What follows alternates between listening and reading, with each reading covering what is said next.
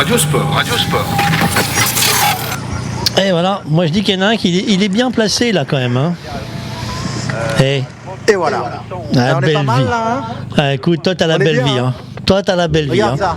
ça. Regarde. Voilà. Mais Ah. attends, t'as pas pris la route du Tour? Si, c'est la descente du pas de Pérol.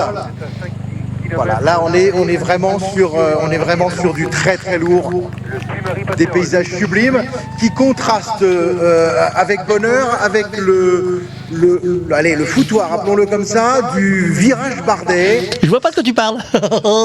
Ouais, mais qui, alors, on va encore me traiter je ne sais quoi. Moi j'ai fait le virage Pinot l'an dernier, je fais le virage Bardet cette année. C'est la différence qui existe entre un bon mousseux et un excellent champagne. Ah. Voilà. Donc ça c'est dit. Ils sont beaucoup plus. Alors ceci étant, c'est plutôt positif parce que le public est. Alors il y a des piquets, des cordes pour les maintenir hors trajectoire. Il y a des forces de l'ordre qui sont présentes. Ça se passe 1 kilomètre avant le sommet, 1 kilomètre avant le sommet du pas de Pérol. Ça crie, ça chante, ça rigole, mais ça reste somme toute bon enfant, là où l'an dernier sur le virage Pinot, c'était quand même bien plus chaud patate. Toi, on a les images nous aussi hein, du virage Bardet tout à l'heure. Hein. On vous remettra le sujet tourné au passage tout à l'heure du virage par notre équipe. Effectivement, on les voit les piquetages cordages. Là, pour l'instant, ils servent à rien. On est d'accord. Hein. Bouge pas. Attends, faut que je te remette le son. Hein? Oui.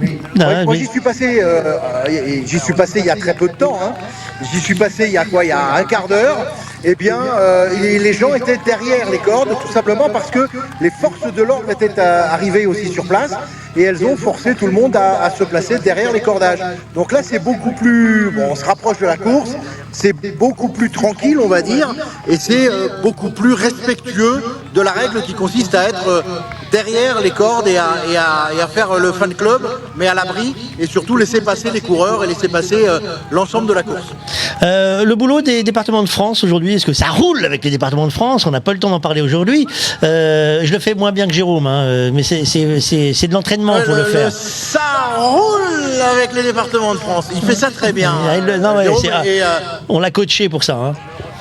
Ouais, vous avez bien fait. Alors aujourd'hui, c'était plutôt quelques petits balayages ici ou là dans les descentes. Des ballots de paille à remettre, des panneaux qui n'étaient pas très bien fixés avec le vent qui était un peu parti en sucette, et puis quelques balisettes à démonter, ce qu'on a fait tout à l'heure avec mon système, c'est une clé à choc qui démonte les balisettes jaunes, vertes et blanches que l'on peut parfois trouver pour laisser plus de largeur de passage pour les coureurs. Donc une étape somme toute pour nous plutôt tranquille, on va dire. Peu de points dangereux parce que tant qu'on a de la montagne et en plus quand on est dans des zones très rurales, eh bien on a beaucoup moins d'aménagement et ça on le ressent parfaitement. Étape plutôt tranquille, mais attention, le camion est dans la descente du pas de Pérol et éventuellement quelques balayages ici ou là pour cette descente qui est technique. Un peu, il faut faire attention, ça va aller vite, très vite. Et puis si on se loupe, on termine directement un peu plus bas. C'est là-dedans, hein. Ouais. Ouais, c'est pas le même chemin. Hein. Une arrivée que tu connais bien, le Lioran. Oui, une arrivée qu'on connaît bien. Ça descend et puis après ça remonte un peu. Bon, ça reste une arrivée qui va se faire plutôt, je dirais, à faible vitesse. Hein. On n'est pas sur des arrivées au sprint, bien entendu. Et puis il y aura quand même un peu de montée à faire. Il y aura la dernière montée vers le Lioran à faire, qui va très certainement écrémer. Des attaques, des coups de pétard qui vont plus ou moins aboutir. Et puis après, probablement les leaders vont se tenir un peu par la barbichette.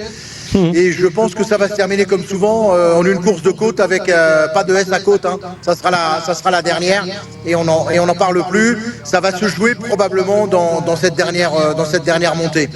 Bon, écoute, merci en tout cas d'avoir pris le temps de nous petit contacter là comme ça, c'est gentil, avec un joli point de vue.